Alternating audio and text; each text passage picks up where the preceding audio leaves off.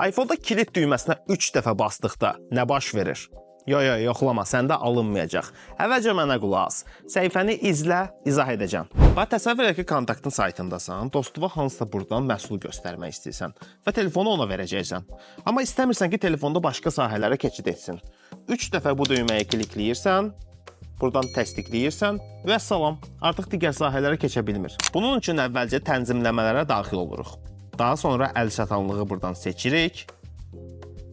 Daha sonra biraz da aşağı enirik və buradan nəzarətli girişi tapırıq. Nəzarətli girişi aktiv hala gətiririk. Buradan şifrə təyin edirik. Məsəl üçün, belə bir şifrə təyin edeyim. Bax, nəticə belə oldu. 3 dəfə düyməyə kliklədim və salam. Artıq bu rejimə keçid etdik.